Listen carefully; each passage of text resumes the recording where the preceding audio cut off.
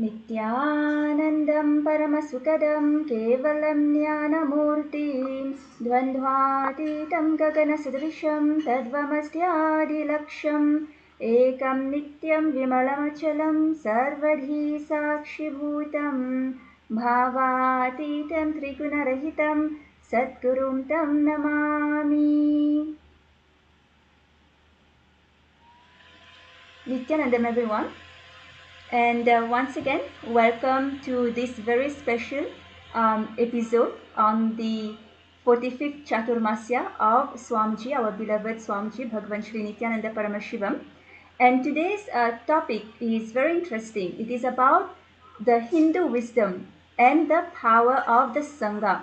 As you all may know, Swamiji created a huge Sangha all across the globe from the young age of just 21 when he started his mission, the Nityananda Sangha, and it spread throughout the entire globe. And today we have KAILASA ecosystems in over 150 countries. And so today we have a very special guest among us, and her name is Matushi. Matushi is from Canada. She's originally from Sri Lanka and migrated to Canada. And so she rediscovered Hinduism, Sanatana Dharma, through Swamiji, her guru. And today she is a founding mother of KAILASA, the only Hindu nation. So let us welcome Matushi to introduce herself. And Nityananda Ma, very warm welcome Ma to this very special episode of the 45th Chaturmasya show. If you could please introduce yourself to our audience. Nithyananda, thank you for giving this opportunity to share my journey with Swamiji. It's no matter how many times we share, it's each time it brings tremendous joyful experience. So just a bit of myself, who I am. So as you introduced, I am Tushi Devan. Originally, my roots are from Sri Lanka. I migrated to Canada quite some years ago now. So educated and found my stream of career and family, everything in Canada, settled in Toronto. I'm a computer engineer by profession. I work for federal government of Canada. That is my career background. In terms of spirituality, if I know anything, it's only through Swamiji. Even though I was born and brought up in a Hindu family, in a Hindu cultural environment, where I discovered true Sanatana Hindu Dharma values is through Swamiji. So that's a bit of me, who I am. So beautiful. Well, actually, I also wanted to add, in addition to being the founding mother of KAILASA, Ma Tushikuran also is the House of Representative of KAILASA and the Mahant for KAILASA Canada.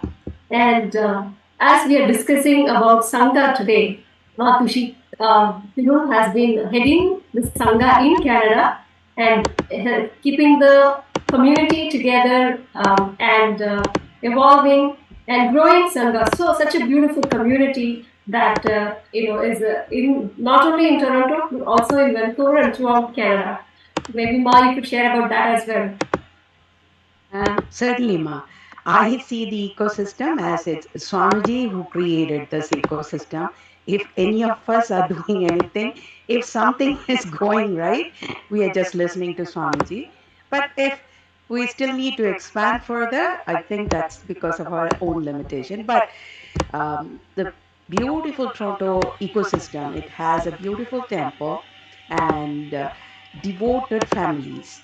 It's their true devotion which keeps that resilience and the stability of no matter what the circumstances that they go through. That devotion itself is the key, and it's very palpable in that ecosystem. And throughout Canada, it's not just in Toronto, certainly in Vancouver, Montreal, Calgary, there is Kailasa ecosystem. But the main temple is in Toronto, and it's a beautiful temple. Even the new visitors who just walk in, they always amazed by the energy.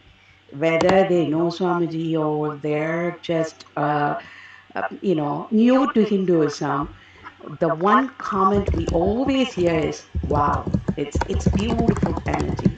So, and one thing to add is Swamiji give us the opportunity to enhance ourselves, grow, in spite of not the growth of the Sangha for each individual.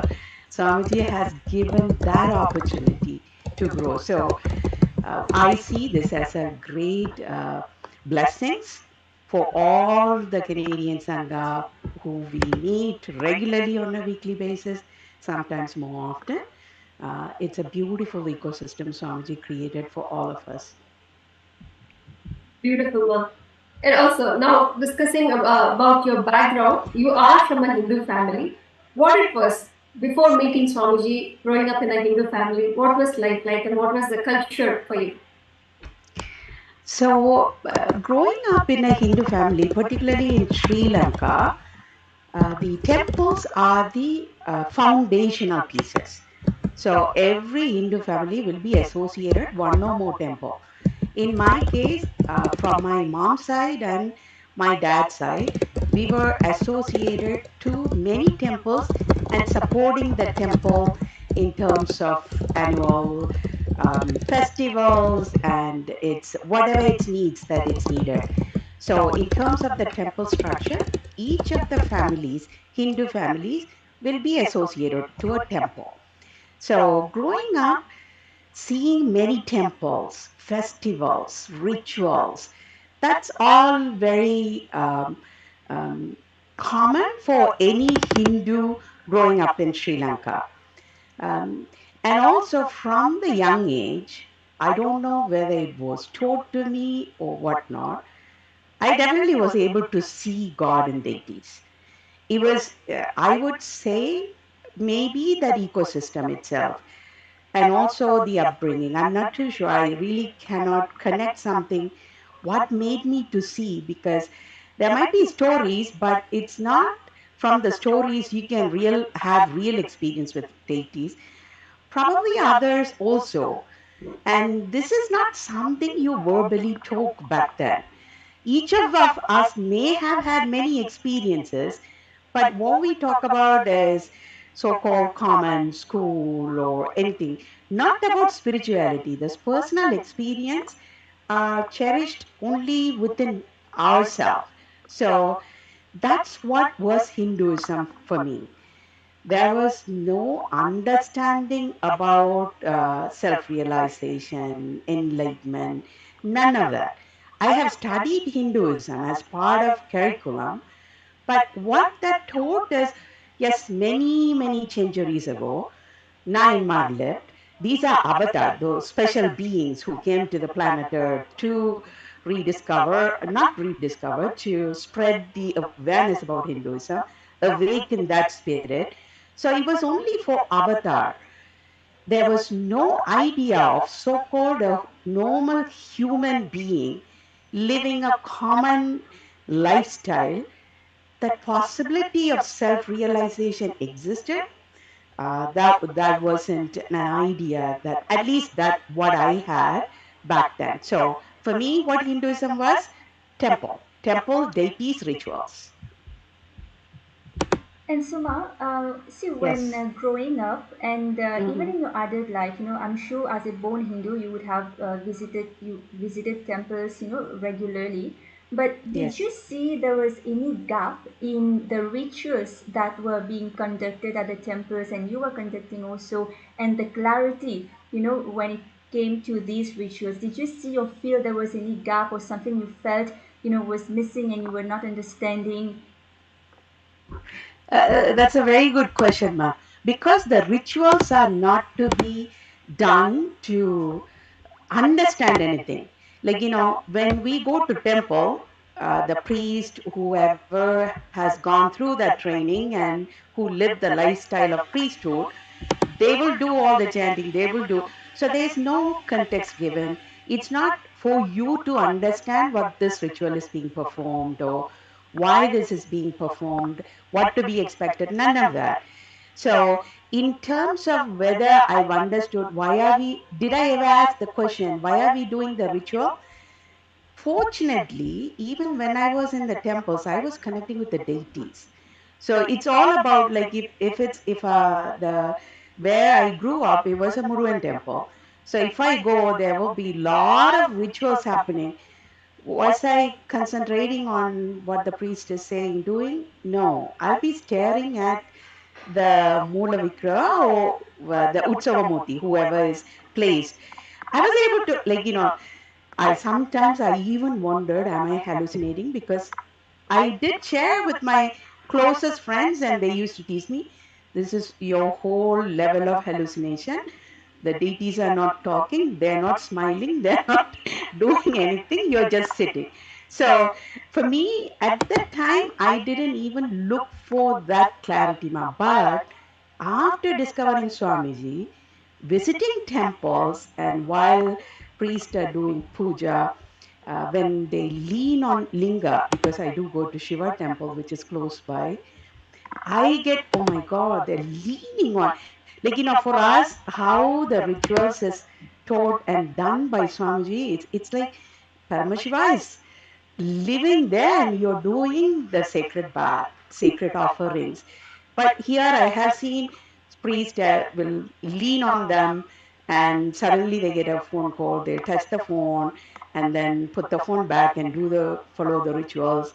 So after meeting Swamiji, only I started to see the gaps, or where it is not followed to maybe to the core, because I have seen certain rituals, especially I think one of the Vidya Homa that was in Varanasi. Swamiji did it with the Pandit during IA. It's probably the presence of Swamiji himself elevated that experience to the next level, and recreating that, or trying to see whether that is possible for us to recreate. There I see the gap, but back then I wasn't clued into the rituals. It's more of me and the deity time. That's what I remember, Ma. Okay. So again, growing up as a Hindu, what were your some common misunderstandings about Hinduism you had? Wrong assumptions about Hinduism? The main thing, Ma, I'm going back to again and again about the self realization and enlightenment. After meeting Swamiji, I see that as the key. Anything else, spiritual journey, all the practices, everything is given for that. So, about the self realization itself, I didn't have a clue. It's not just misunderstanding. I didn't have a clue. Even when this 9 month stories was told, it was told as they born as avatar. So it's not a human trying to have the divine experience in a so-called worldly journey, was not told in those stories. These avatars particularly came for a purpose, and they lived from very young age, they lived it. But after meeting Swamiji only, the idea about self-realization, enlightenment science is for everyone, no matter who they are, what circumstances, whether they were even born as a Hindu. Any human consciousness that is in this world today, has the possibility to experience the peak potential of its true nature. So I would say the basic and the fundamental truth was misunderstood. Maybe, I don't know, it's only me or whatnot. I was never told this was practically possible for somebody like, that's me, lived a so-called, not a sannyasi, not a yogi, none of that, living a so-called normal lifestyle, yet you have that possibility within you. Beautiful. Actually, what you're saying is true. Even growing up as a Hindu, I never realized the grandeur of the Alankar. that the deities have, that there is an enlightenment science behind that. I did not know. Wow, these deities are looking beautiful. And until you meet Swamiji, and Swamiji explains that the deities are grand. The elaborate alankar is done where both of our eyes, like both our eyes are not able to capture that beauty, the third eye awakens. This science we never knew growing up. But it's like, wow, those deities look beautiful. Oh God, there's a lot of jewels and everything, but never understood what for it is. Every single aspect of Hinduism is for enlightenment, including Swamiji case, like, the importance of Guru, Linga, and Sangha. So, how even the Sangha is there to support our enlightenment. This we never understood, never known, and never realized. So, today what we are going to see is the importance of Sangha, having a beautiful ecosystem, the community that supports in our enlightenment. Every single aspect of Hinduism is for that, like what you say about the self-realization, the awakening, and the enlightenment itself. So, as we are discussing about Sangha today, let us hear directly from Swamiji what Swamiji is saying. What is Sangha? The Sangha is the Vatavarana. Sangha is the Vatavarana for beautiful things to flower. Sangha is the Vatavarana in which beautiful enlightenment can happen. Sangha is the Vatavarana in which better fruits than the seed can flower. Understand, today is the day Sadashiva himself had Kumara, better fruit than the seed himself.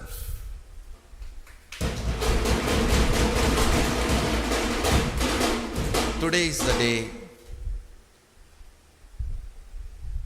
the ultimate settled down eternally in this body in length, breadth, depth, time and space.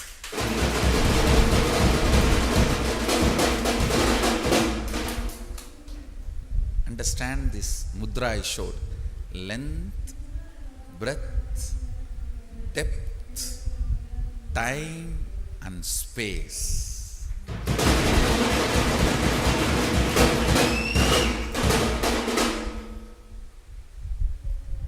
Enlightenment got established in this body in all these dimensions.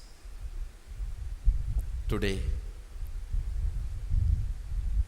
on this very day, evening 4:30 to 6, on this very Arunachala, Thiruvannamalai, this experience happened. So much good has happened to the world from that day to till now, 28 years. So much of wonderful things happened. So many Kumaras, Kumaris happened.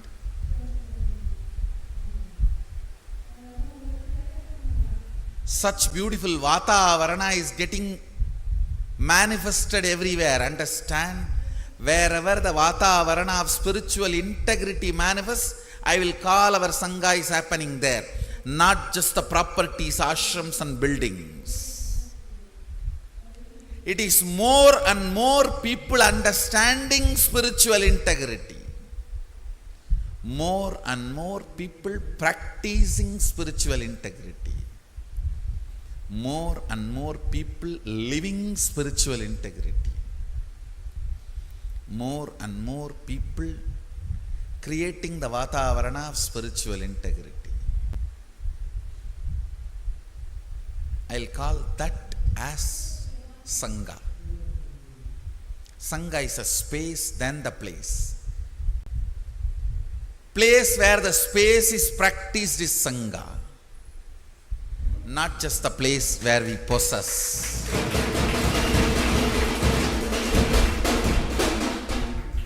place where the space is practiced is Sangha, not just a place we possess. It can be just a bedroom of a devotee who is Gupta, hidden in one corner, or remote cave where a devotee is sitting and practicing. Understand, it is practice of the space, manifestation of the space, that makes a place Sangha, not just huge properties we possess everywhere. It is practice, manifestation of the space. Manifestation of the space. Manifestation of oneness happens when the integrity, authenticity, responsibility, enriching opens up. It is on that four pillars the oneness is sitting. The four pillars of my throne is integrity, authenticity, responsibility, enriching, and the slab is causing, on which the oneness is sitting and giving the experience to the whole world.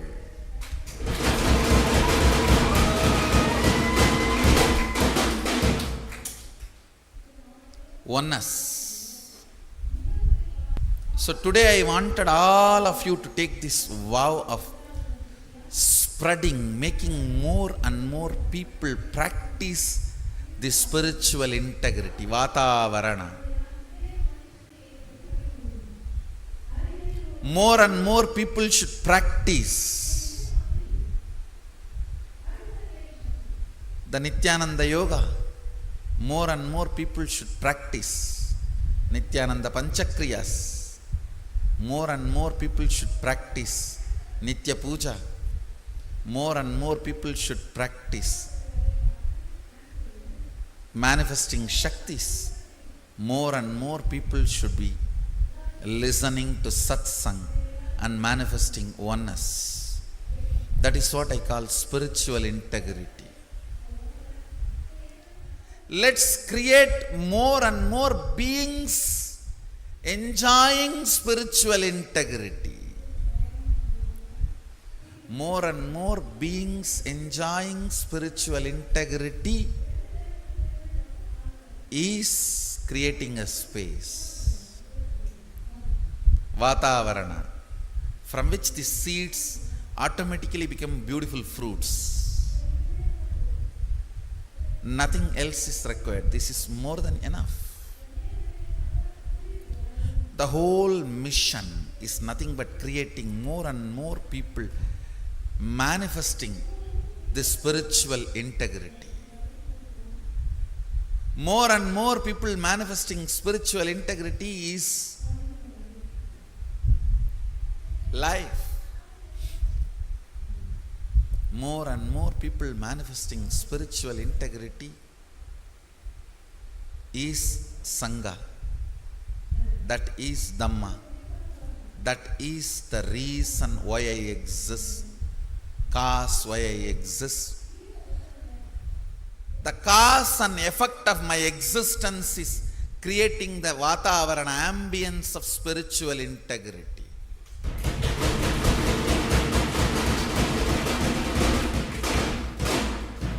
Creating the ambience of spiritual integrity.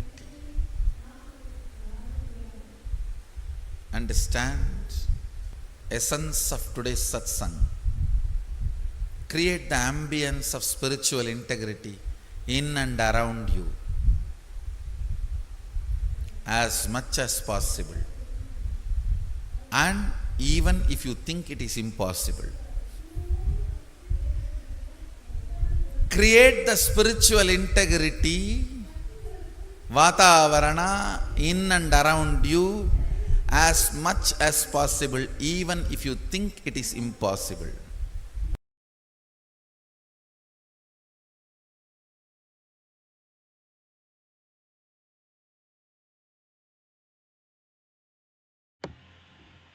In this satsang, Swamiji very beautifully explains, what is a sangha and what is the importance of having a sangha.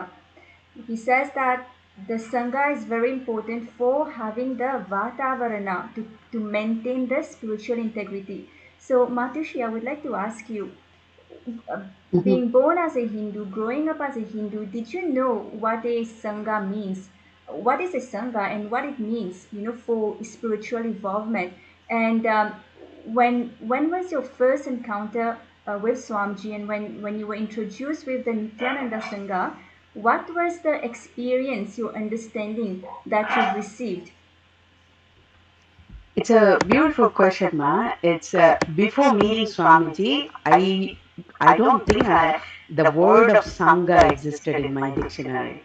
So I had no idea. When you go to temple, it's temple. You could may have heard community, temple community, but there's no Sangha in a real sense. But even when I met first IA, when I was going to IA, at the time, I was the only one who were connected from my family. In a sense, my daughters were very young. My husband didn't know much about Swamiji and he wasn't connected. One thing he said, you're going to this program, that's fine. If you truly feel this is going to give you some um, breakthrough in your life or you really want to seek something, that's fine. But never ever have an idea when you come back, you're going to hang around with these people. So I think there was a misunderstanding associating with spiritual like-minded people were seen as bit of threat. People who associate with those type of community will deviate from practical life. They will seek for either sannyas or they'll go away from the common worldly living. So I don't think, now I'm recollecting the memory. Why my husband said that is he had a fear because if you started to hang around with these people, your life might be turned into completely different path than what you expected. And also I could remember one day I was after coming back, I was talking about all this enlightenment and whatnot. He used to think I'm very crazy. He one day he said, you didn't born as you didn't have any abnormal spiritual life to begin with. Why do you think you will have your enlightenment? And what do you think you're sitting in a temple and giving vibhuti for others is what your aspiration for life. So the misunderstanding of Sangha is what it was quite common in at least the people that I met. But after meeting Swamiji and actually being part of the Sangha, now we have about close core Sangha, about at least 100 people with many families who truly understand, cherish, and reap the benefit of being in Sangha. Because if you are alone, some people who have even thought initially, okay, I'll go to the program, will connect with Swamiji. My connection with Swamiji is alone. I will practice at my home. They understand the depth of importance of being part of a Sangha. That's what it molds you. That's what gives you the playground for, or laboratory, I would say, to experiment. Experiment, and also everybody understands having the common thread as Swamiji, where you could practice what you are really learning, and also it shows you every day. You walk in and you see one of your limitation, one of your pattern. People churn you, irritate you. It's all part of that whole sangha. What that is meant to give you in a very protected, safe environment for you to evolve. So. Yes, Ma, correctly said. Actually, being in the Sangha, the importance, the Vatavarana, providing that ambience for enlightenment, that is such a great gift that Swamiji has given us. And not only that, repeatedly Swamiji keeps reiterating the importance of Sangha. The Guru, the Sangha, the Linga, the Sangha. Knowing that importance, as we can see in our day-to-day life, whether it is yoga, daily yoga, the spiritual routine, following that, we could have simply fallen apart if not for the Sangha. Because the Sangha is holding together our spiritual routine, the daily practices, it is maintained. And they take that responsibility of keeping that integrity as well, the spiritual integrity that Swamiji is talking about. And all of us connected or that oneness holding that Swamiji, that is holding that, that one factor, that oneness with Swamiji, the whole Sangha is held together. And Swamiji also beautifully says, it is like, the whole Sangha, it is like the stones rolling in Narmada river, each rolling hitting one another, and finally, as it rolls, and finally, each one forms beautifully as a Shivalinga. So, I mean, as you can see, the stones from Narmada is all, each one is worshipped as a Shivalinga. So that is the power of having a Sangha, where you might enter into that river as a regular stone, but living in that Sangha, going through that whole churning process, each one hitting each other, or whatever, just rolling, it's a beautiful journey that each one of us become the Shivalinga. So such is the power of the Sangha. Swamiji repeatedly says, because often we hear people, oh, I'm directly connected to Swamiji, I don't need the Sangha, Swamiji alone is enough for me, I will sit and do my puja at home. And Swamiji says, no, nothing of that is, nothing of that would work. It is the Sangha that is going to make you into that Shivalinga. So much That is important. so, yeah, that is so true, Ma. Because people say that I do connect with Swamiji, I'm, meditating, I'm in experiencing that space, this space. I don't want to come to the Sangha because that I don't like that person. This person said that. It's sometimes now I hear many people, they will laugh about it saying, if you truly want to see yourself, come to Sangha. Because if you are in your bedroom thinking you are a true devotee, disciple of Swamiji, you're doing, following everything to the core, you will not see yourself.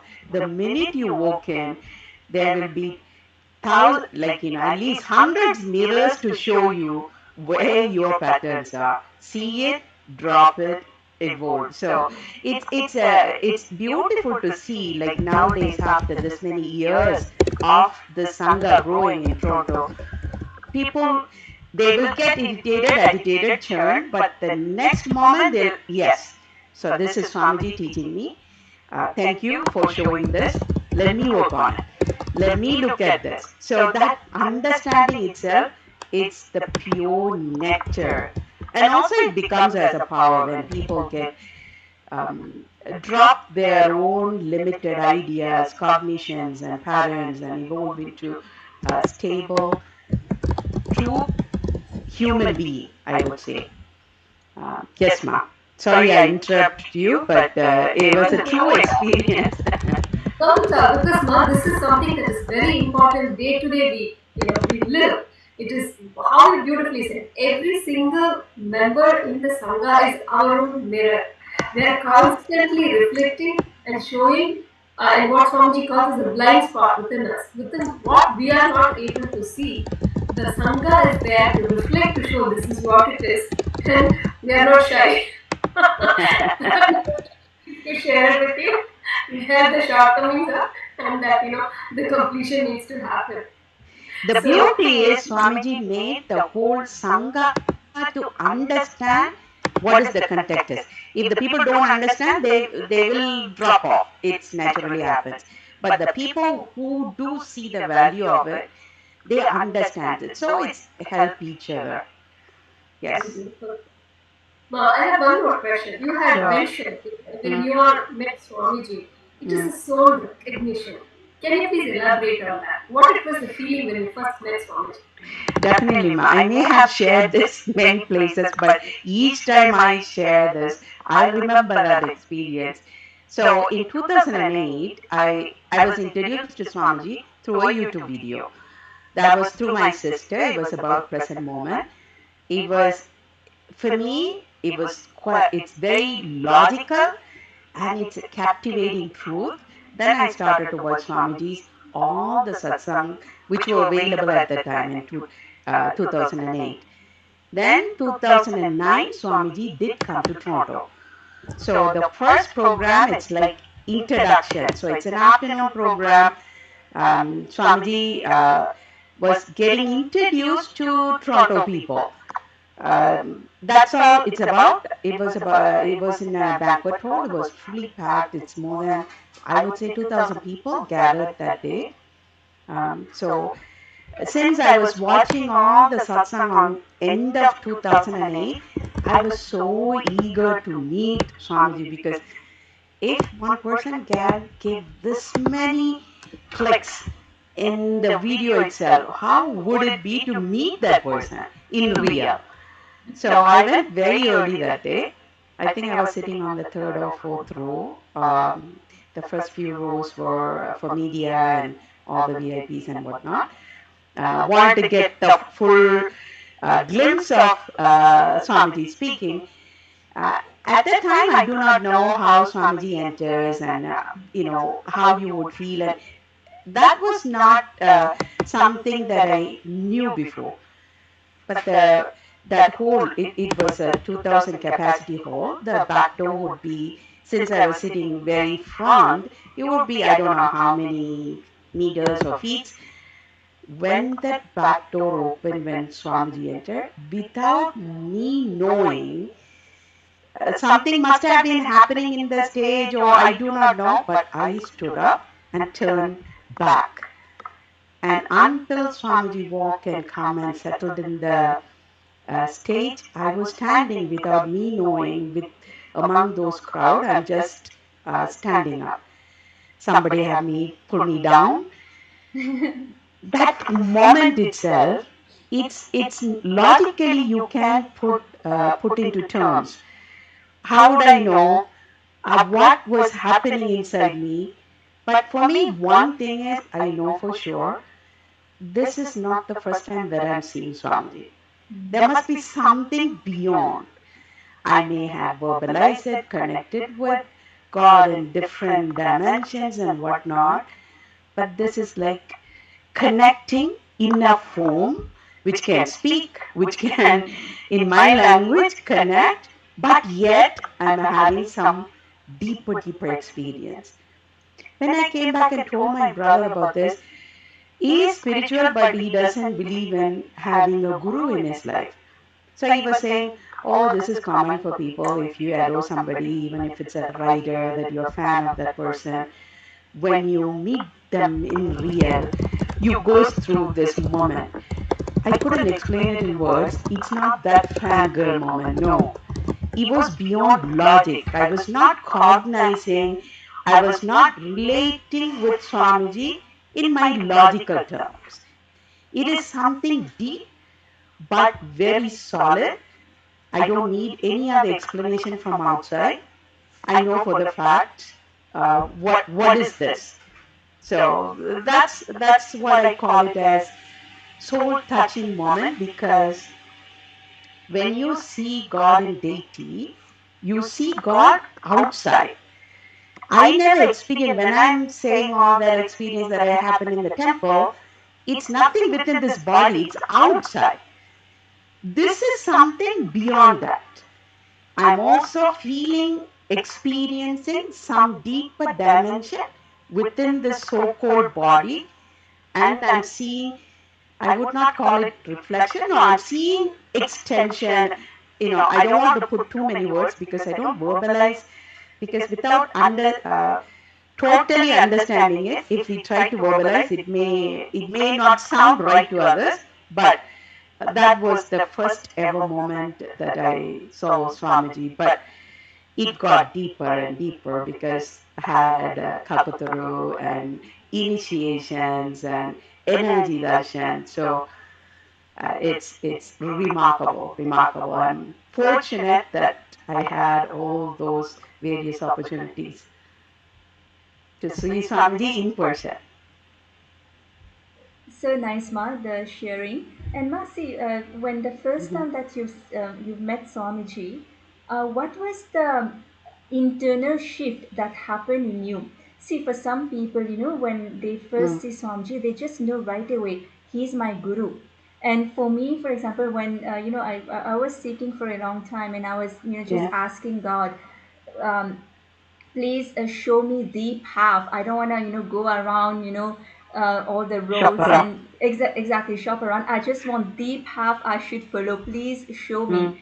And then Swamiji came. I got to know about Swamiji, and I started listening to Swamiji's satsang. And then after a few months, when I met him for the very first time, I just knew he's the one. So when you first met Swamiji, Ma, what was the what is it that inside you shifted? Yes. The way that I would describe Ma, huh? So this first experience, like without me, my the so-called body I call as it's mine, and I do act upon my own will and whatnot. It's responding to something which is not logically I understand. That's the first thing, and also once I saw him, that innate, uh, it's not belief, the experience. I know this is not the first time I'm seeing Swamiji. If somebody were to tell from outside to you, you will have questions. This is without the doubt, I know for sure. So there wasn't any question about, is it my guru? Is somebody that I need to? None of that. Even at question level, none of that existed. And on the next day, when I went to the Kalpataru, then when Swamiji took us during the day, the experience of you are beyond the body. At that time, there was one session Swamiji does.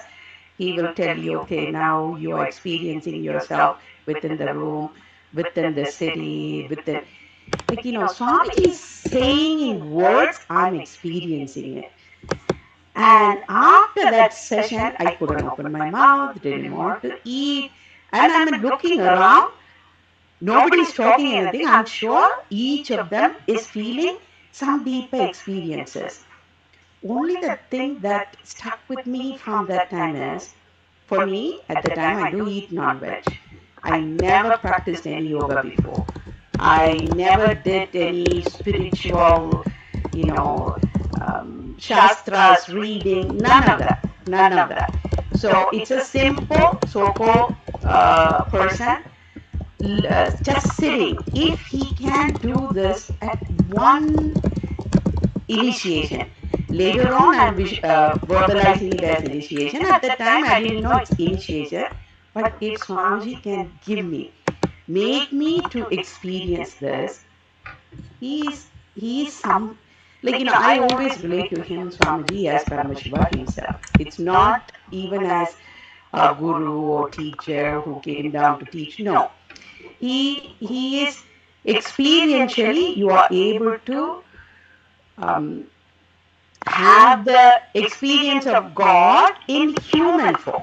Like within my human experience, in my human sense and human understanding, I am experiencing something beyond which could not happen. So since then, there was never ever question about is Swamiji is my guru. No, he is. That is for lifelong. And also after that, I never had the even need to. Um, People would say, "Oh, this person has come in. He has wealth of knowledge and whatnot." Even in my slightest corner, I would not have an interest to go and see, because I'm fulfilled. Whether I understand it or not, whether I fall 1,000 times, I know for sure Swamiji will take me where I need to.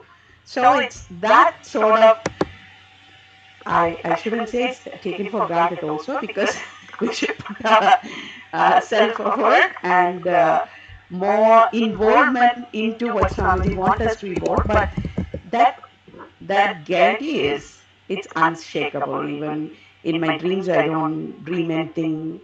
It's always like Swamiji's teaching. So it's like that, ma. So I never had. I don't think I would even say um, I recognize Swamiji as my guru. He is. I think sometimes when in during my prayers I might say, Paramashiva, I do see you in many different deities. This is a form that I see you also. So that's all about that, ma. When people, some people, when even within my family, my brother, who is a very dharmic person and very spiritual, but would not recognize, I only see it's people have different journeys to walk. So people who have discovered Swamiji, blessed are those. Um, Others, the time will come, and when they have that time, they will also experience these experiences for them personally. Nice. Actually, Swamiji has given so many revelations, not only about us, not only about Hinduism, not only about Paramashiva, even if it is AI, even if it is economy, everything. So many things Swamiji has revealed as to what the actual reality of the world is. We have learned so many things. So, especially when we talk about Hinduism, Swamiji has the true history of Hindus, the true history of Hinduism, and the actual meaning of Hinduism, whether it is rituals or scriptures, so much Swamiji has revealed. In that aspect, what is the biggest myth that you had about Hinduism that Swamiji broke? As I said earlier, ma, that it's about that self-realization is possible. Not only that, power manifestation. One thing, I don't sit myself blindfolded, read that, do that. I don't do that. I should be very honest about what I do. But even the glimpses that I had, to see the possibility within you. I think this is one of the, I don't know which one of those.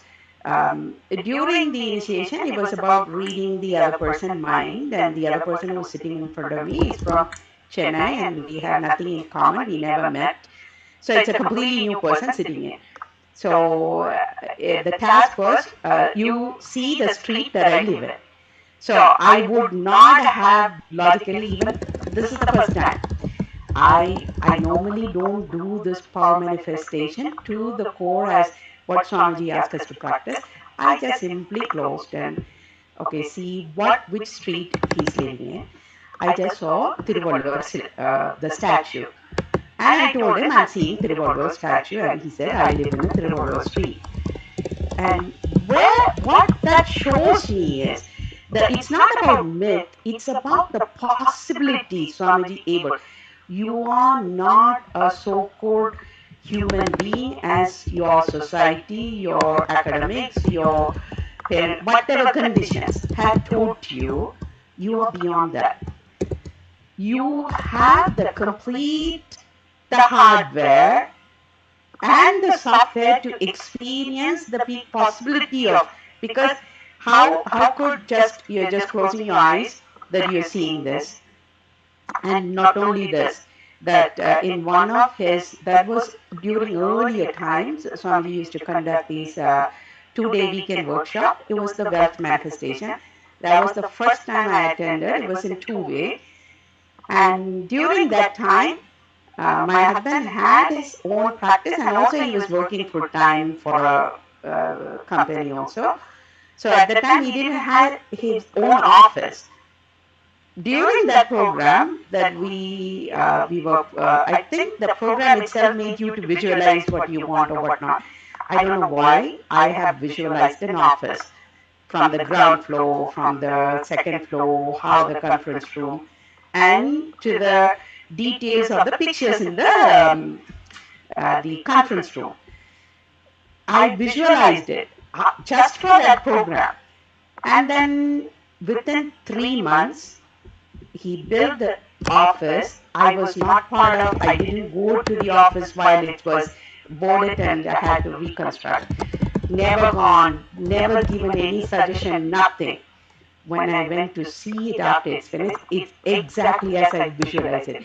So this is not science Swamiji talks about, somebody talks about. I have experienced, seen this works, and we have this possibility within us. So I think it's beyond breaking the myth, it's about making you understand who you are.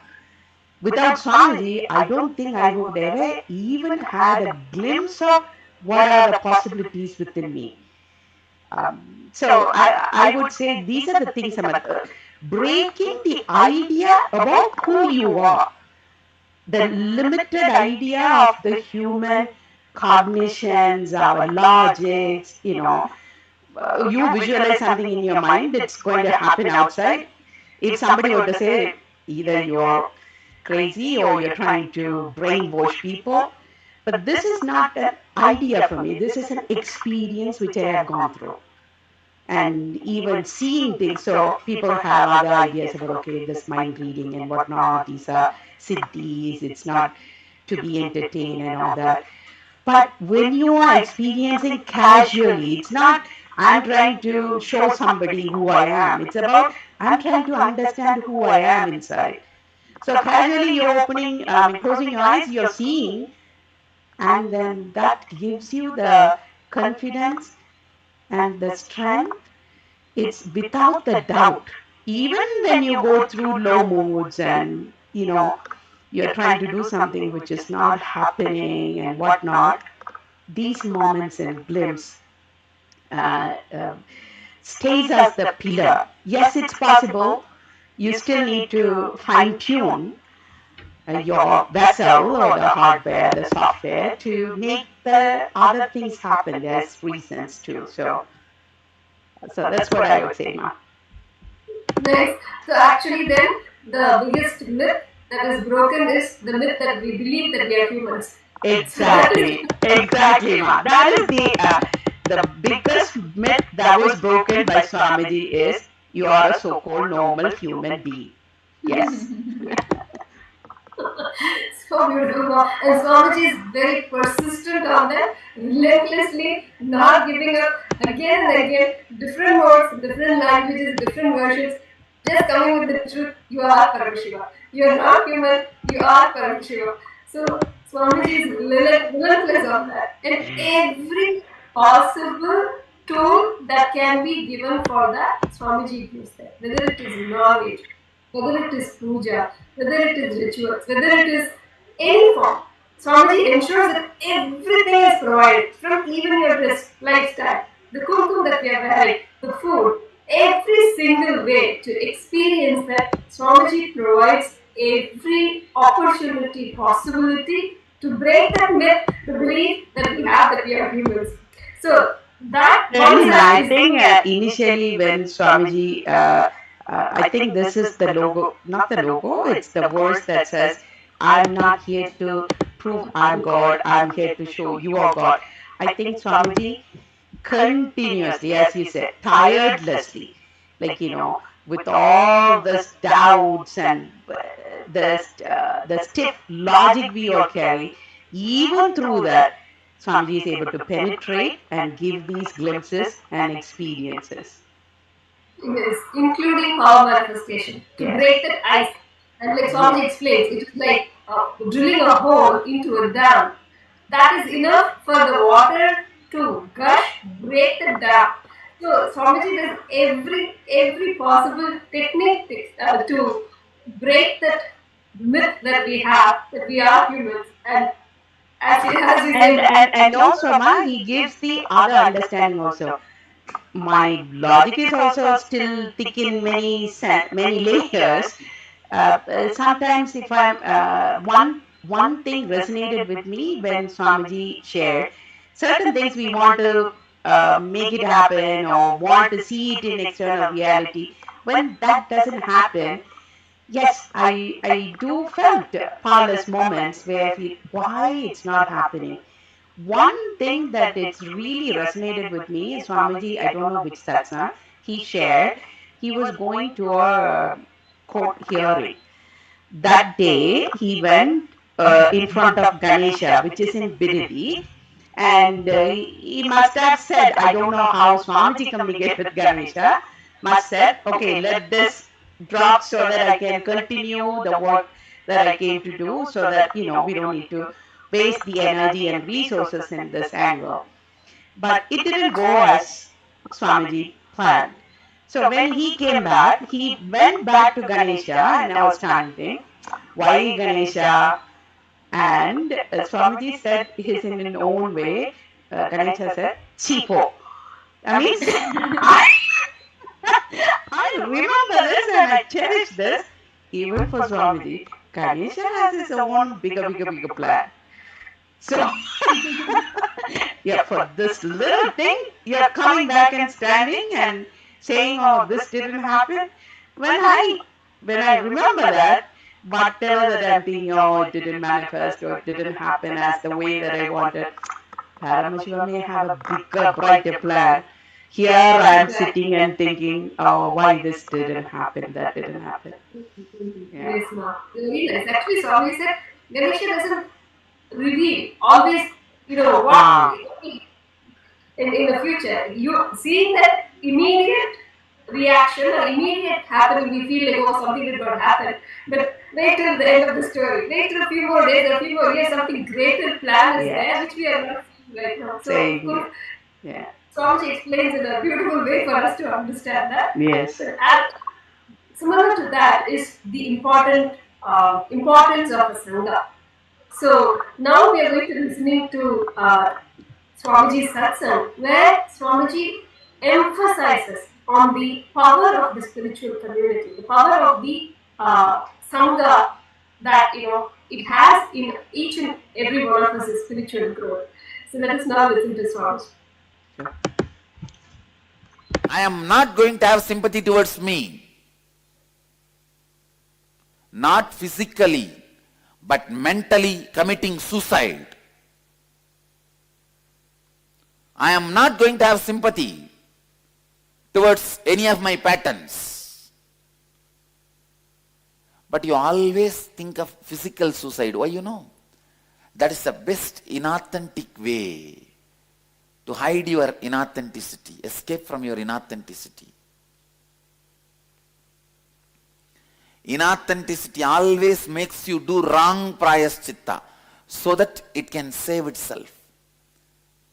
Inauthentic kids, you can always see, they will create a chaos and put everybody in blame and they will be hiding in one corner and crying, see, this has been done. When mother comes, she will think this kid is suffering, he should not be punished, she will beat everyone else. And this fellow, who is the reason for the whole thing, is escaped. Inauthenticity puts everybody else in trouble other than himself. And his prayaschitta will put everybody in trouble other than himself. You punish your body. You punish your everything else. You punish your consciousness, but not the mind, which is inauthentic. The patterns which are inauthentic. You sometimes even punish the mind which is authentic. That part you punish. And you safely guard part of inauthenticity. It is like a fellow who is swindling the country, he is sitting on the top job of the country.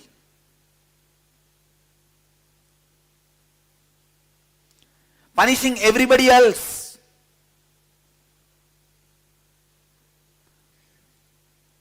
Shanta is sending a message, I am not pachadi anymore, I am ready.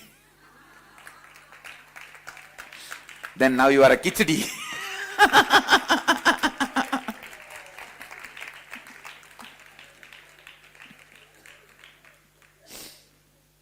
Now if you are ready, I am ready to give you sannyas. I am only inspiring millions and millions of you. Evolve, practice these four tattvas and declare yourself to be a sannyasi. And live it.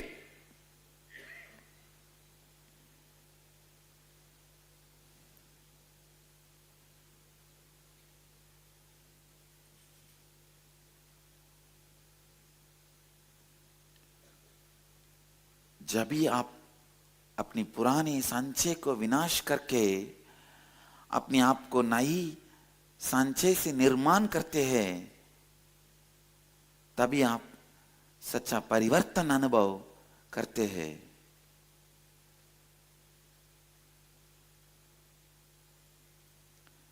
Whenever you demolish old patterns, construct yourself with new patterns, only then you experience true transformation. The new patterns are not even patterns, new energy.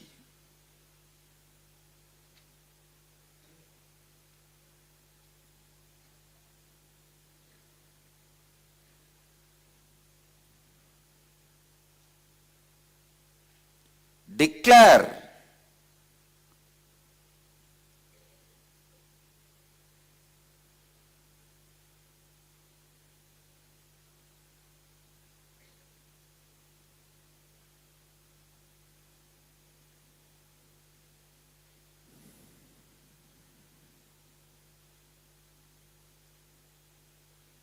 That is the only way you grow.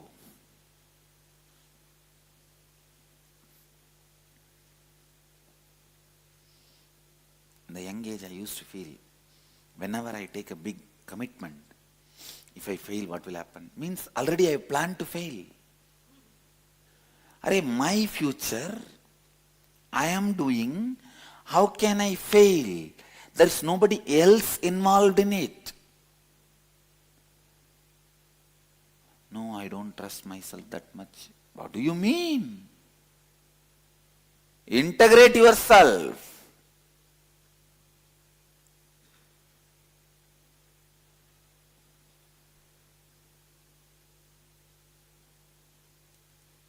No question of it's okay and cute.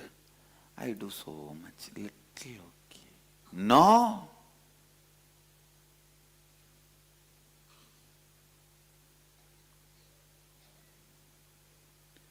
Life is not going to give you teddy bear to hug and sleep.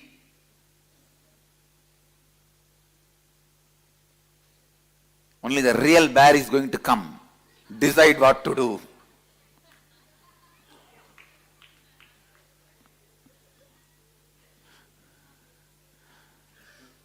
Life is not going to entertain you with a teddy bear for your cute feeling.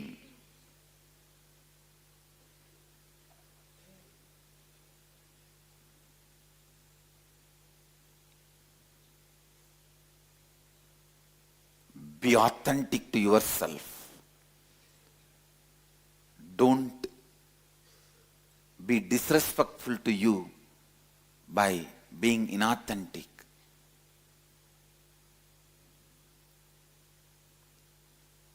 I can see when the Sundal Sudananda is carrying that bag for last few days, I can see he is standing up. He is standing up.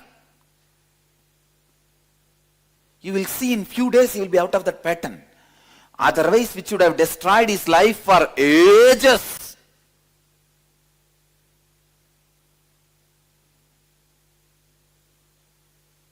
For ages, he would have suffered with that pattern. He is supposed to go to now Sri Lanka. 3 sannyasis are going to Sri Lanka.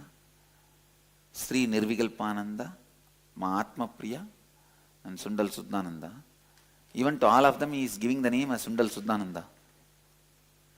Everybody is asking, what Sundal Sudananda? Then he explains, once breaking our rule, I ate Sundal in the train. So that is why I am called Sundal Sudananda. I told, no. After that also you continue to do the same pattern. Instead of Sundal, some other items. So you are given that name. Not because once you did. He said, yes, Swamiji, I will change my introduction. Sri Nitya Sundal Suddhananda, a direct disciple of Paramahamsa Nithyananda. The name Sundal means, denotes, it was given as a title because breaking the rule that I am not supposed to eat in the train, the outside food, due to its impurities, contamination. I broke the rule because of my taste buds, the taste pattern, and ate. and continue to break the rules for my taste bud. In many times I was given this title to remind myself to establish in authenticity by my Guru Sri Sundal Sudananda.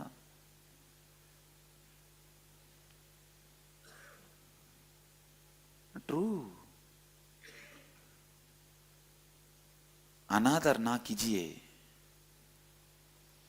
श्रद्धा के स्थिति में रहिए, अश्रद्धा में रहकर आपने आपका अनादर ना कीजिए. Don't be disrespectful to you by being inauthentic. Be in the state of authenticity.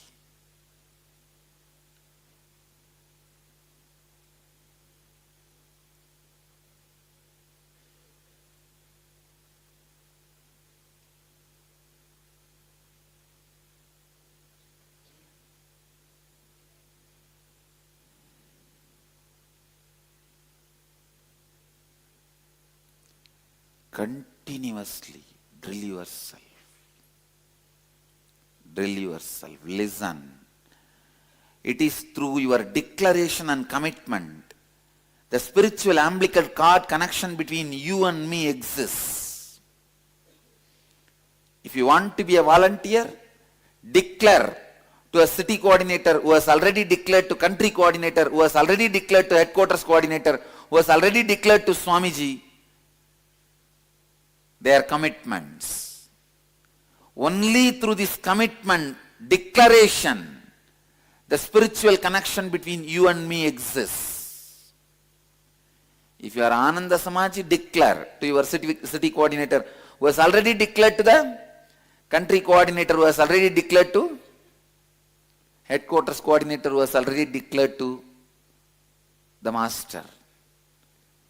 It is through declarations the spiritual commitments exist.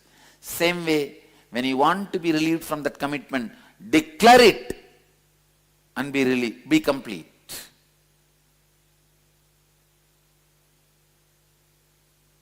Let everything happen with integrity and authenticity, whether you taking up or completing.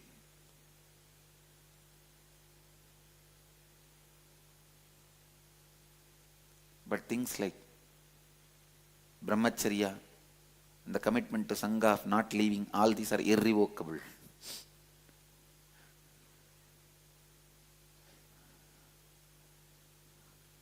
श्रद्धा की स्थिति में रहिए, अश्रद्धा में रहकर अपने आप का अनादर ना कीजिए, अनादर ना कीजिए. I tell you, with these clear commitments only, you will have stability with Sangha. Sangha can have stability with you. So much you can enrich the Sangha and the world, and Sangha can enrich you through the world. Listen, you can enrich the world through the Sangha, Sangha can enrich the world through you. If both of you give stability to each other as a commitment. Understand? When you declare irrevocable stability to the Sangha and the Buddha and Dhamma, you can do so much to the world through Sangha, enrich so much yourself and the world through Sangha. Sangha can enrich you and the world so much through you.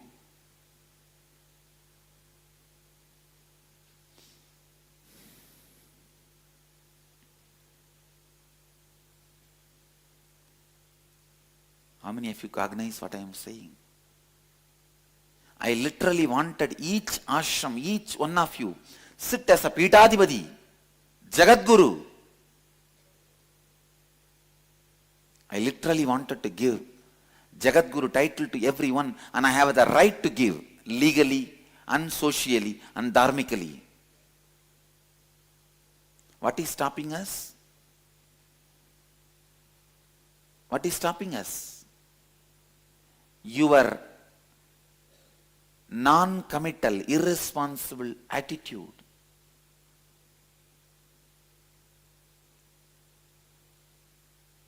If you can declare irrevocably with authenticity, really I tell you, with authenticity and integrity, responsibility and enriching, I declare, I want each one of you, each one of my sannyasis, rishis, brahmacharis, brahmacharinis, to sit as the head of a pita, which I have created in so many countries and states, and teach people all these truths, enrich. This is not only I want, this is my anyakara about each one of you. My anyakara about you will continue to exist till you become me. Till you are anya to me, my anyakara to you will exist.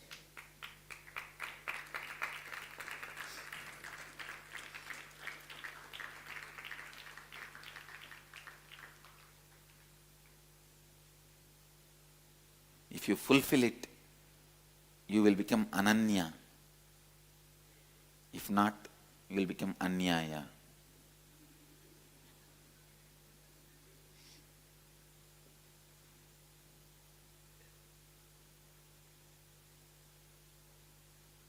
I wanted each one of you, not only sannyasis and rishis, even devotees. Muktananda is capable of heading a pita, and he is capable of being a rishi. And Chennai Atma Niranjanananda, Uma Sundar, each one of them can sit in a pita, can guide the world. Girish and Chirantana can sit in a pita. They live this tattva, can guide. I am giving you a few examples. Sri Priyan in Oman can sit in a pita. He can guide the world, radiating these tattvas.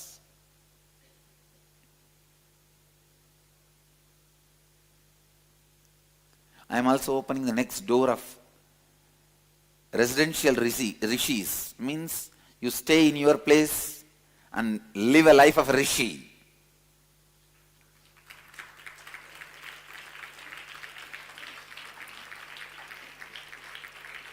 It is only the strength of your commitment. That's all, nothing else. Strength of your commitment. Integrity, authenticity and responsibility and enriching. Nothing else.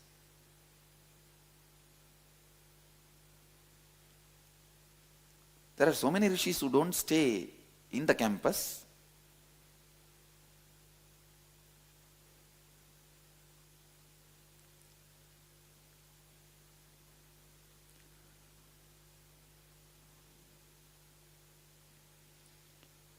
आप अपने प्रतिबद्धता का घोषणा कीजिए. जब आप स्थिरता से अपनी प्रतिबद्धता का घोषणा करते हैं, तब आप संघ एवं संसार को लाभान्वित कर सकते हैं और संघ एवं संसार आपको लाभान्वित कर सकता है. I can tell you guys, you can literally enrich the world in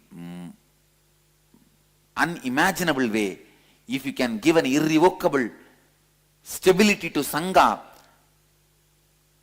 All the Sangha's resources, everything will be directly available to you.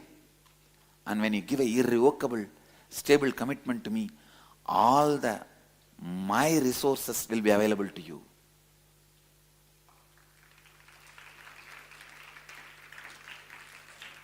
Whether it is spiritual or everything,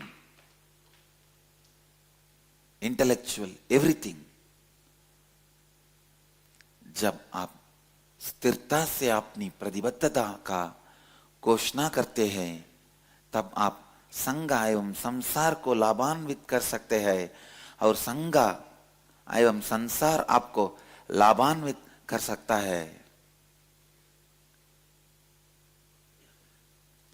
How many of you cognize this truth because of your instability and the insecurity you give it to Sangha and the Buddha is responsible for still not you flowering to your ultimate reality?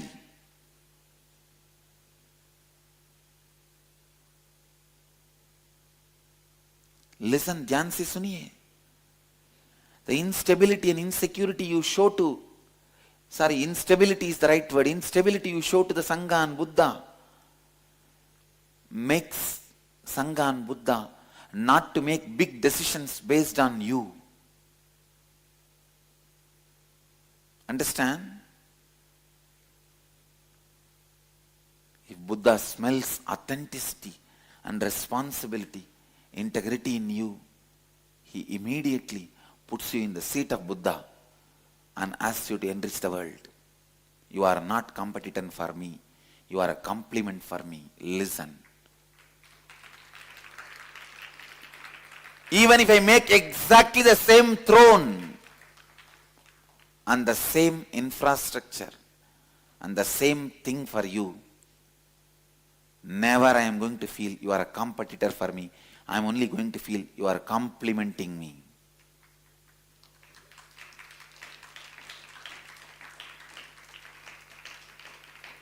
I wanted every one of you carry the same pravara, introduction, resume, dress, grace. Everything I carry and enrich the world.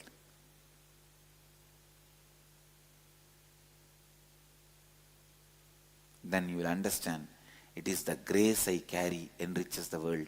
You will also decide to carry that. If you carry the grace, Pita carries you, or you will be carrying the Pita. Whether Pita sits on you or you sit on the Pita. I know there are some people, Pita is sitting on them means they are so stressed out, afraid, inauthentic. When the Pita will disown them, I tell you, when you are carrying the grace, you grace the Pita, not Pita gracing you.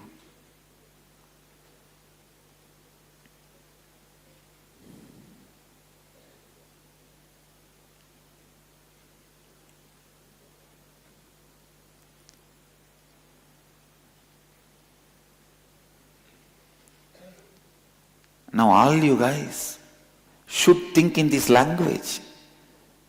Becoming Pitatishwar. Banu should be Pitatishwar of Oklahoma Somanatham. And Snehami should be the Pitatishwar of San Jose Madurai. Muktananda, Pitatishwar of Nithyananda City, Seattle.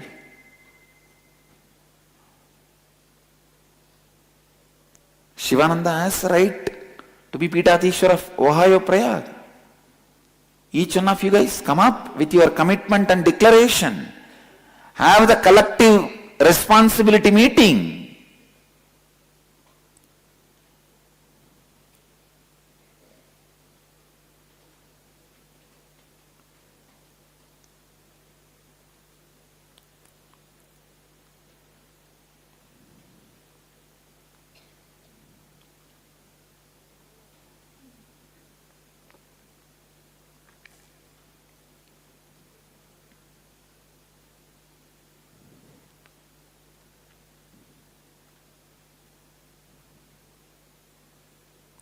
कृपया सुनिए.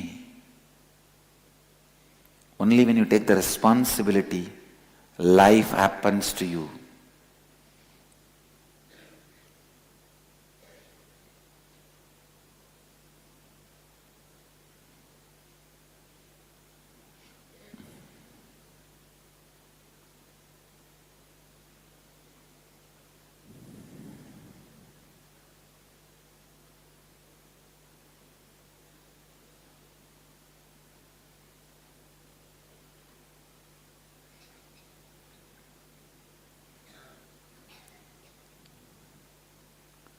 Don't tell me, no, no, no, no, no, I don't want Pitanda, I don't want all this, I just came to be around you and just be blessed by you. No, then you have not come for me. At least don't tell a lie that you came for my sake. No. If you come for my sake, then fulfill my Anyakara. I want you to be Pitatishwar, responsible Pitatishwar. If you say, no, no, no, I am not interested in all that. I don't have greed. I don't have all that attachment. I don't want to be Pitatishwar. I just came for your sake. Then tell very clearly, you came for your own fantasy, not for me.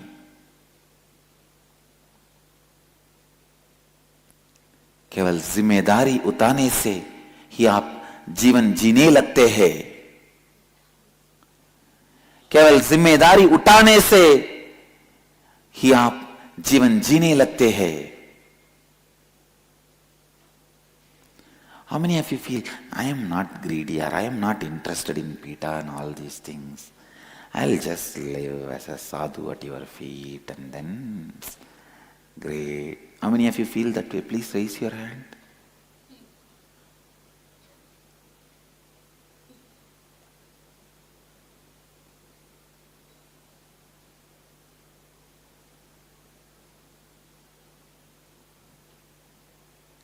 Machala is asking a question. What is giving irrevocable commitment?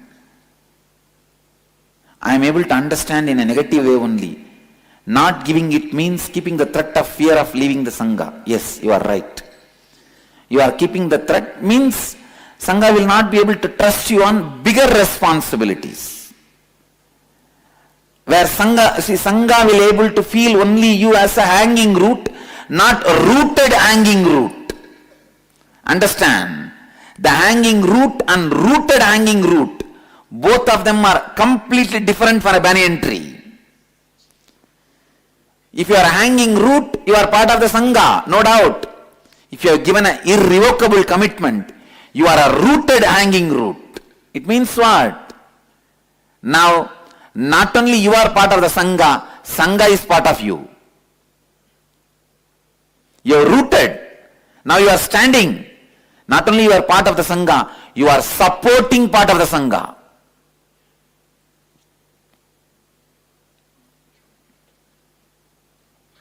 Clear? When you give an irrevocable commitment, and when I see you behaving with integrity and authenticity, responsibility and enriching in your day-to-day small actions, like a morning you come for yoga and you take the responsibility for who is not coming for yoga and call him back, call him to do the yoga. I know now you are a rooted, supporting root. Hanging root is part of the Sangha, but wait on the branch, original tree. When you declare irrevocably, now you have become rooted root, trusting you, banyan tree can extend its branches. How many of you cognize it? That's it. Trusting you, banyan tree can take further steps. Sangha is like a banyan tree, giving shadow, cleaning the environment, purifying, reducing the carbon dioxide.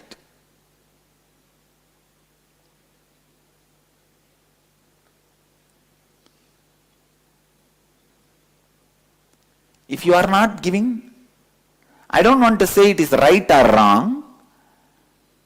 It is just the hanging root. The tree cannot trust the hanging root and extend itself. Understand? So it has to wait. And tree will not give up on hanging root. It will wait till the hanging root becomes a rooted supporting root. Tree will continue to supply energy to the hanging root. It will not give up on hanging roots. Yanatma, okay?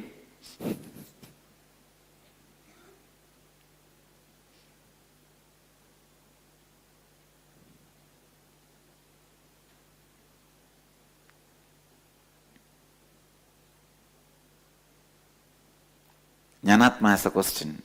Swamiji, me staying with the Sangha should be because of inspiration and excitement to be part of it, not because I gave commitment to someday. You already started planning. One day you will lose the excitement and inspiration.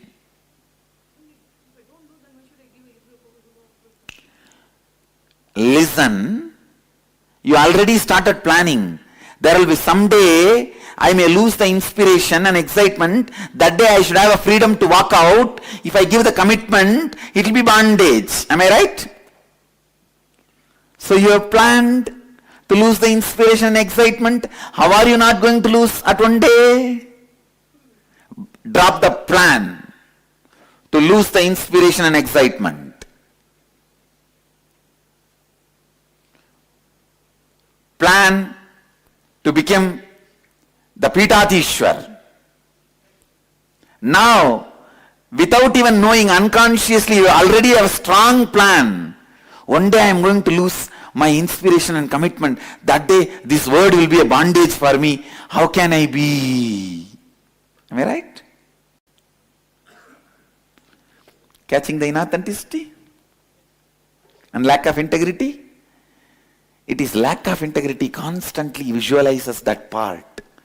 One day, if I lose the excitement and inspiration and feel suffocated, this commitment will be a bondage. You should be visualizing other way. By now giving this commitment, I break the pattern of one day possibility of losing the inspiration and excitement, and I'll make sure not only I don't lose, I'll make sure others also don't lose. Then you are a wild river, Ganga. Otherwise, you are the Kuvam, already planning for disappearing.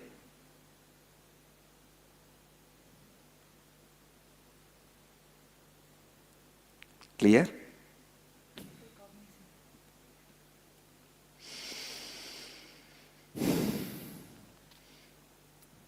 How many of you cognized what I said?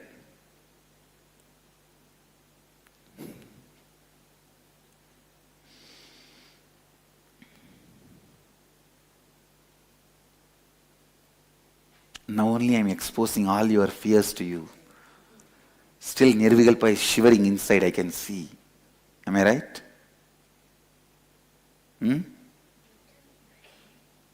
But you are not able to cognize what I am saying? That is what I am saying, that lot of things only is shivering.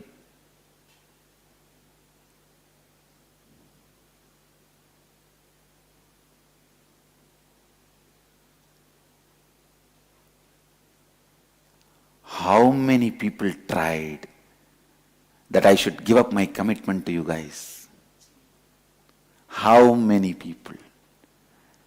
They promised I will not have any harassment, I can live happily, and they were even ready to give all the money to my hand, but I should not run this Sangha. How many people were asking? I said no. What I have given to my disciples is irrevocable commitment. It cannot be revoked even by my death. That is why I am going to live without dying, eternally.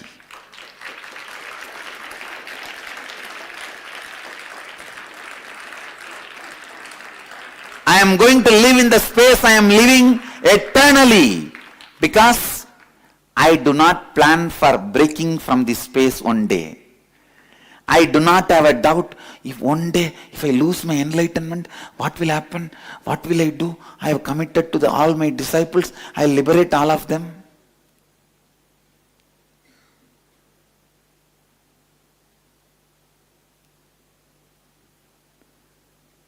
I know I am not going to break from my enlightenment.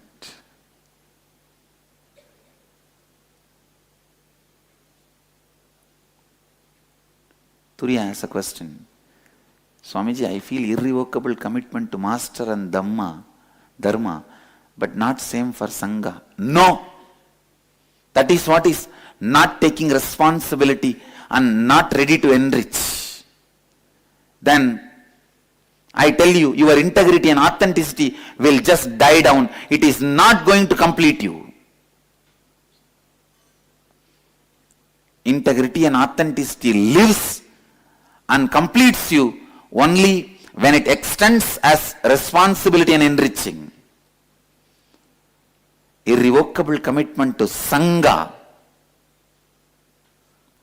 is the completion of irrevocable commitment to Buddha and Dhamma. Because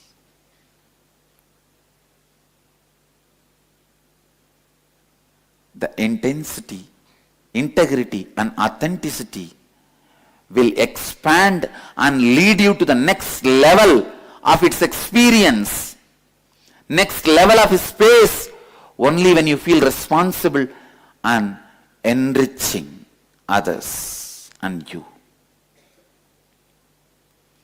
Now if you take responsibility, listen, if you take responsibility, you may create few beings with integrity and authenticity and decide to continue to enrich. Then few more beings, integrity, authenticity. Listen. By the time you take few hundred people, responsibility for few hundred people's inauthenticity, you will be so pure. You will be so pure because every time you see inauthenticity in others, you will be doing prayaschitta, taking responsibility. It is going to purify you so much. Me coming to the morning yoga is nothing but me doing prayaschitta for your inauthenticity, laziness. So now finally I am getting more pure. My body is getting more pure.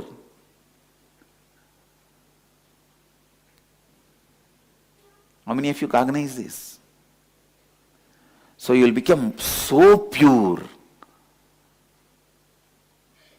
You will not only create the space of completion here, you will create the space of completion. Even without body, you will be able to reside in that space. That is what I call mukti. The space where you can be alive without body just because of your strength of integrity, authenticity, responsibility and enriching is Aksharadhama.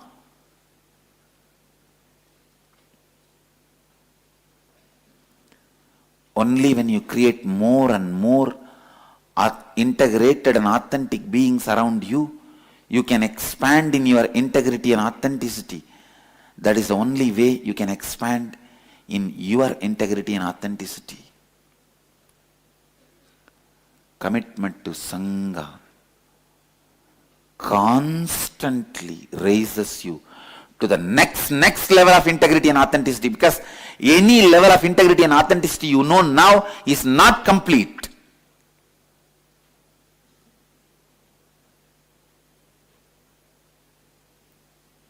Only when you take the responsibility and enriching, it becomes complete and complete.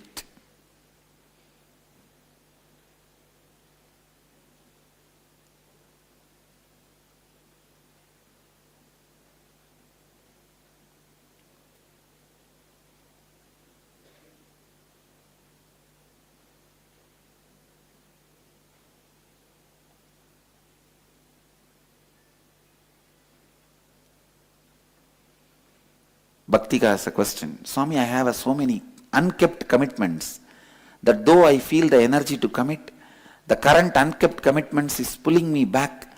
I am moving from non-integrity to more non-integrity. Unkept commitments are all, after all, revocable. They are not irrevocable. Complete them by declaring that I am dropping those commitments. And start from now in completion. Now in complete completion. The irrevocable commitments will never make you incomplete.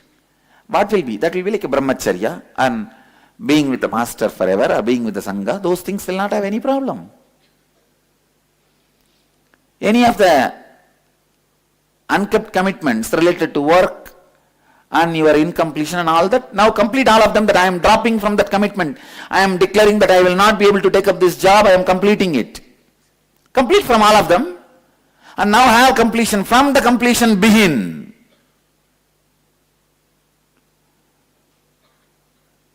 All revocables complete.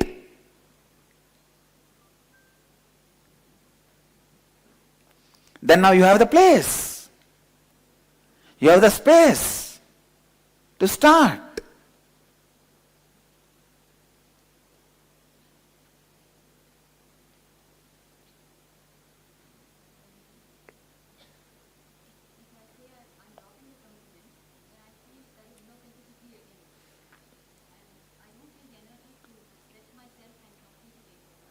You see,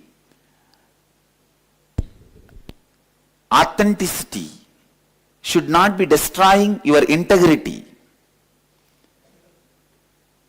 Authenticity should not be destroying your integrity. Listen.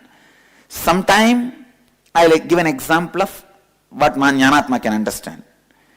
With authenticity you have to commit for the next inner awakening 1,000 participants. But that should not be destroying your integrity. So integrity always gets the first priority. Clear? With integrity, expanding, stretching is authenticity. Leaving integrity, stretching is not authenticity. How many of you are clear? Authenticity, Jnanatma, you understand? Supriya, understand this. See, now Jnanatma, if she sees from authenticity, she has to commit 1,000 for the next inner awakening. She will enrich 1,000 people's life in the next inner awakening. But will it be integrated? No. Then she has to stretch, but she cannot say 10 people. With integrity, 10 she can manage. Understand? With integrity, if she says 10, it is leaving authenticity. With authenticity, if she says 1,000, it is leaving integrity. With integrity, authentic should go up to 200. Clear? Now, your declaration has integrity, but not authenticity. What is the question? Type. So all of you understand, authenticity without leaving integrity.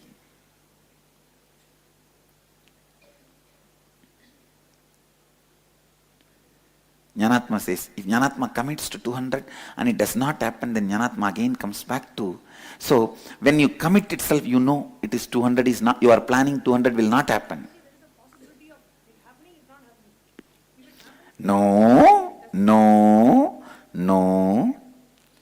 With a clear, authentic feeling, by now you will be able to, you should be able to easily judge at least near future. Authenticity gives you to judge the near future. It does not allow surprises in your life. If you are still feeling constantly surprises waiting in your life, something is lacking in your authenticity.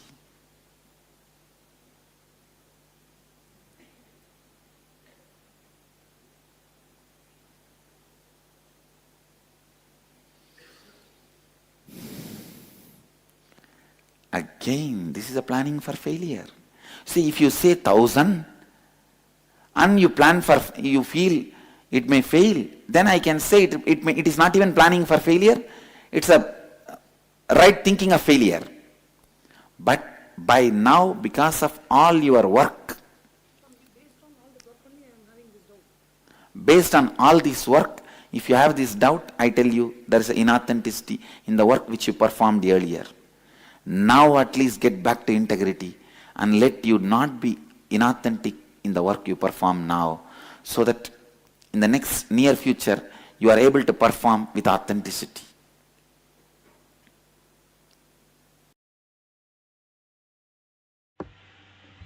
This was such a powerful and fun satsang. And Matushi, I would like to invite you to share what was the powerful clicks and powerful cognitions that you have gotten from this satsang. See, Swamiji has spoken so much about integrity and authenticity. And even me, when I'm listening to this satsang, it's a very old satsang. I got so many clicks about, it's about what is integrity and authenticity.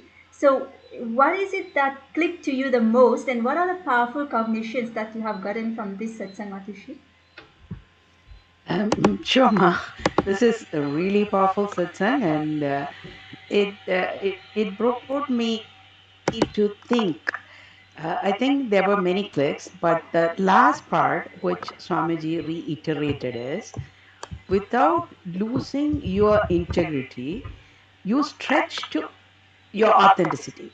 So I think he was working with Jnanatma Swami at the time, saying when you are declaring, if you say that you're going to bring 1,000 people, it's a for sure it's not an you're moving away from your integrity. You know that's not practically possible for you, but you're saying it to wanting to be authentic.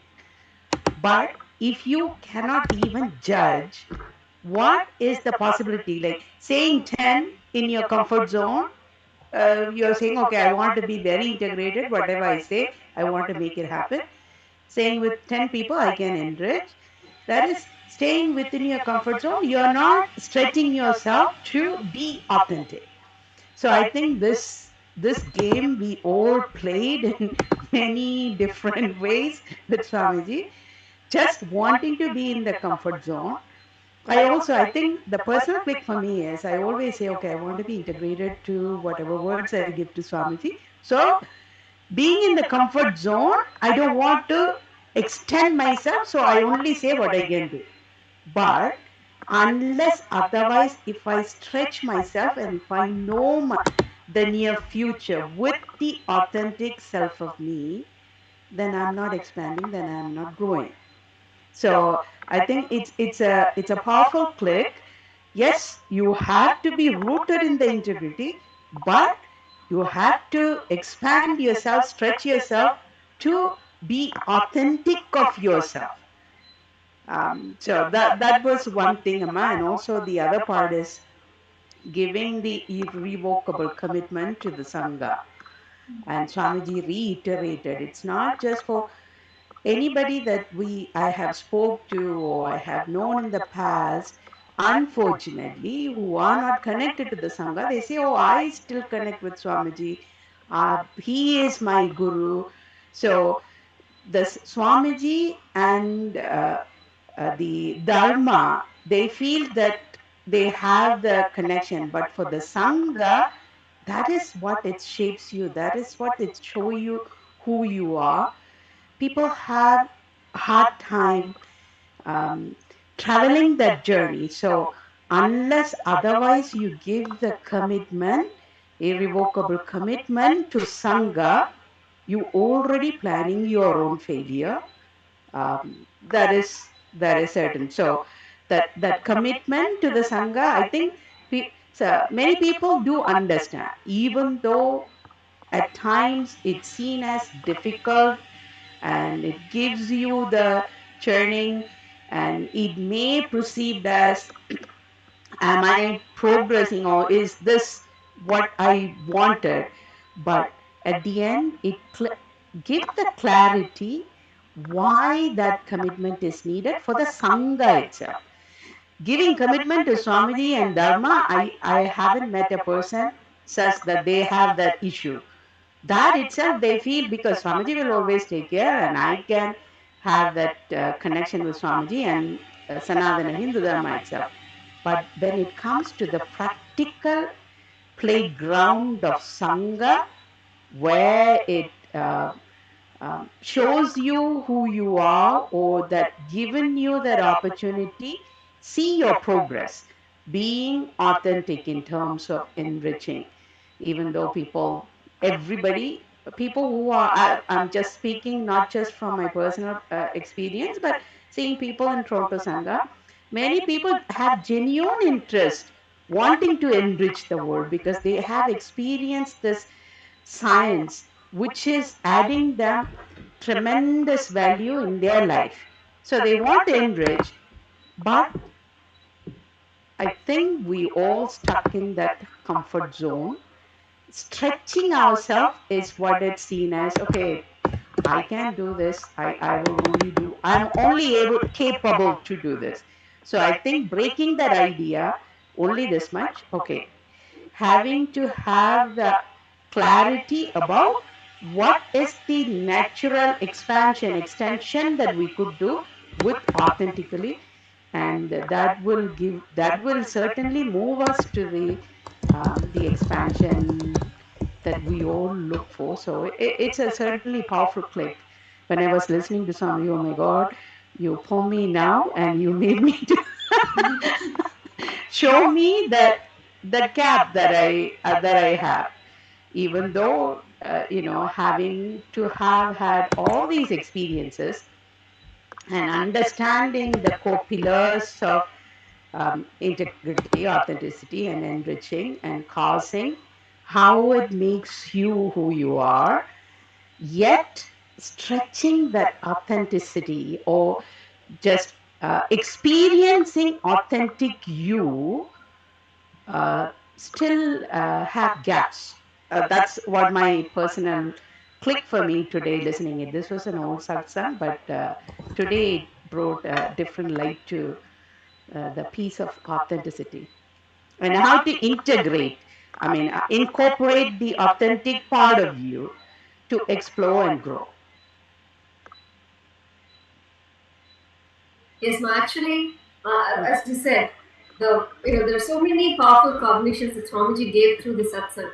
But one of the truth that I don't even say the truth. The commitment that Swamiji has given, the irrevocable commitment.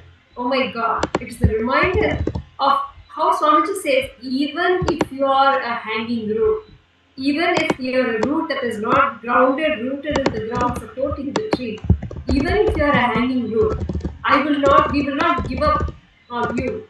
We will empower you, train you till you become the rooted root that is supporting the tree, and we will not give up on you because I have already given that irrevocable commitment to each and every one of you. Oh my God, so powerful that Swamiji has given that irrevocable commitment for each and every one of us. Like, even though people may feel like, oh, they have the choice or whatever, but Swamiji has given us commitment. I have given my irrevocable commitment to each one. Oh my God, that is so powerful. It is so powerful, Amma. I think this Guru Purnima, I was contemplating within myself, and especially during the Guru Purnima time, I couldn't. Uh, I think it's part of me wanting to see Swamiji, seeing the devotees, millions of people who haven't even seen him physically, having that experience. So all that, when I was thinking about it, and what I was reminded is whatever Swamiji has gone through. I'm talking only in the physical sense, in the worldly sense. Whichever incidents or limitations or anything that Swamiji has gone through, only because of the commitment he has given to the devotees. Otherwise, why would an avatar need to come and go through all this? Um, in my words, it's suffering, because a guru who is not able to see, especially during the Guru Purnima, like it's the precious time for devotees to be around Guru and celebrate that existence of Swamiji himself in this world.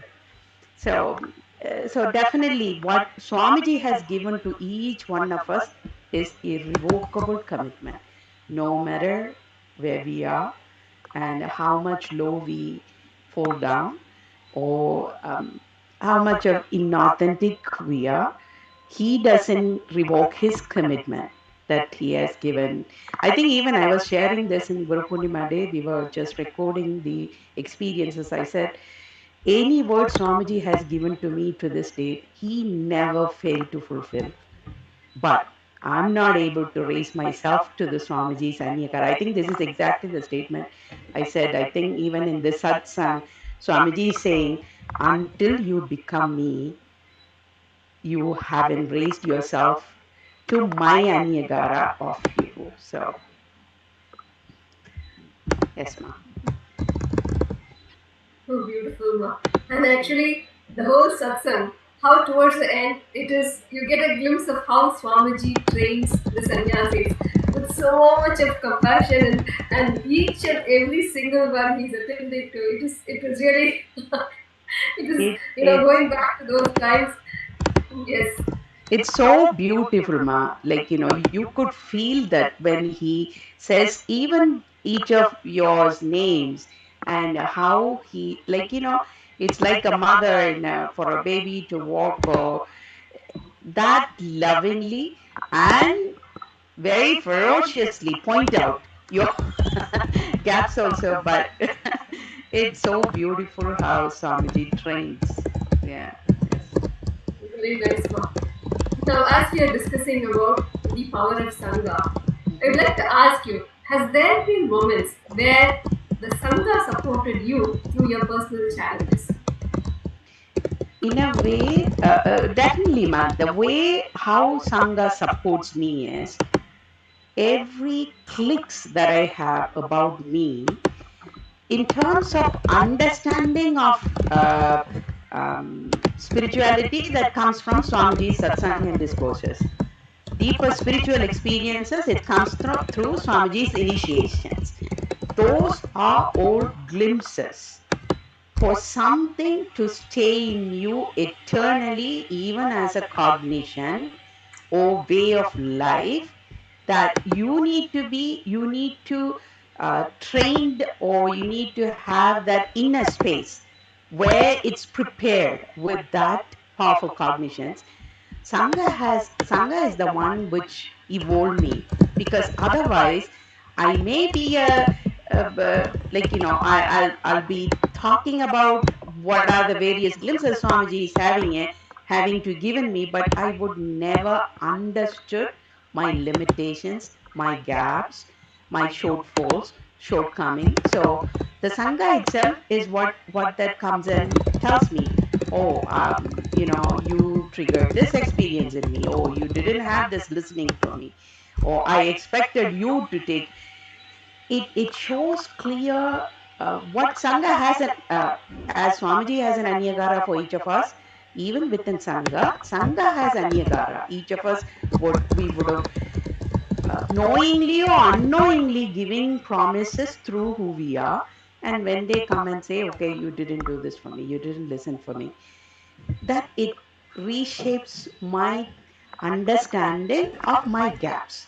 Yes, I am not listening because I feel this as chore or this as burden, whatever form it is. So, what I would say, how Sangha supported me is to shape me for who I am, reminding me of my integrity, reminding me where I can even push myself.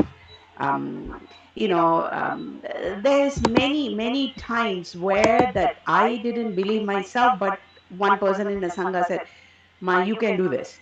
So that itself, giving that strong idea about who you are, also shaped up by the Sangha.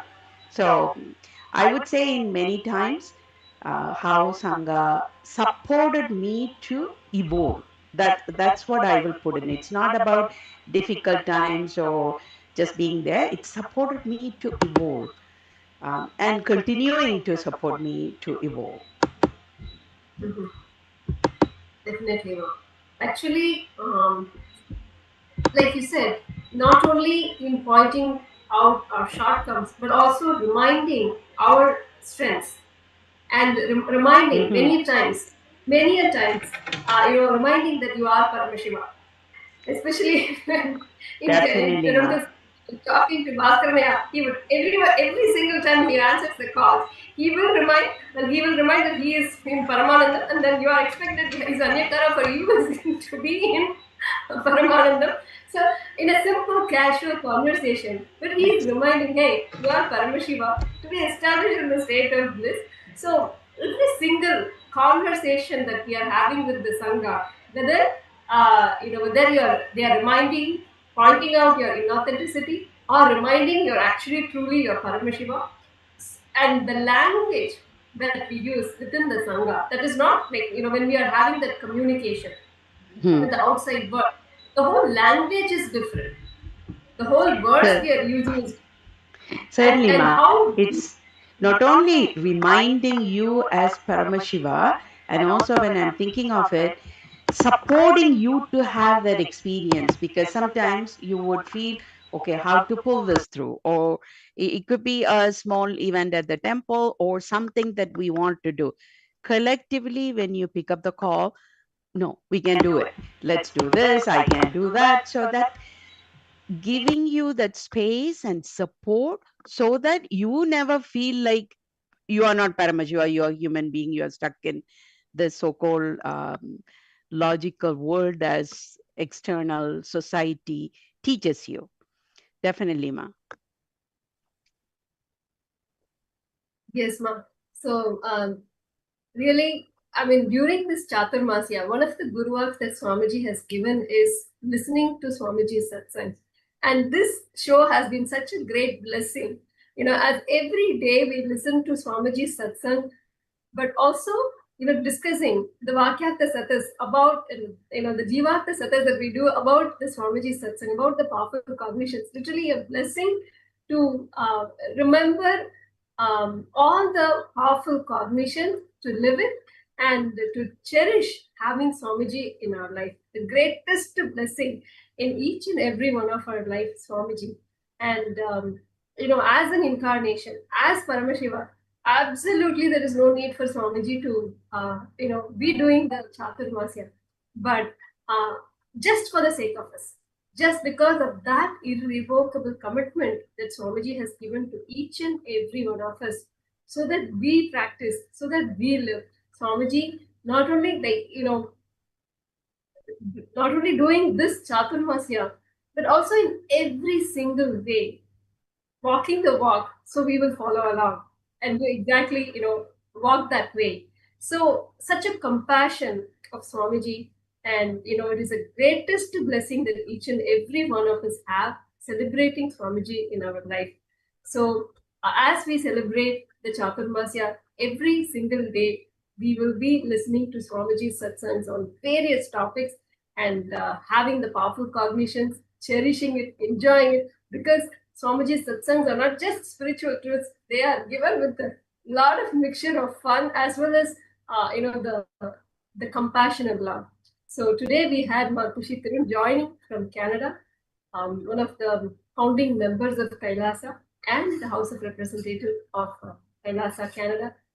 Thank you so much, Mom, for joining today and sharing the insights that you had in the powerful cognition. It was really fun listening to your experiences and thoughts. Anything more that you would like to add? Share about the Sangha and your experience. Anything that you would like to add? Thank you, Ma. Thank you for this lovely opportunity to come back and listen to Swamiji. I see Swamiji always like, for a kid. Today, when I was coming, I wasn't privy to which satsang I'm going to listen to, or this is going to be part. I didn't know the whole flow.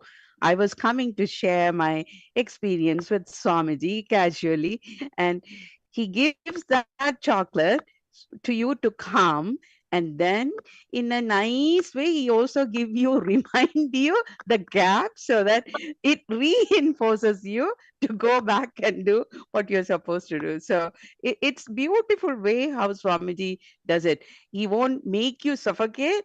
He'll just give you the space, then slowly get you in one way or the other, and then give you the, oh, this is the direction to go. So That's how I'm seeing it.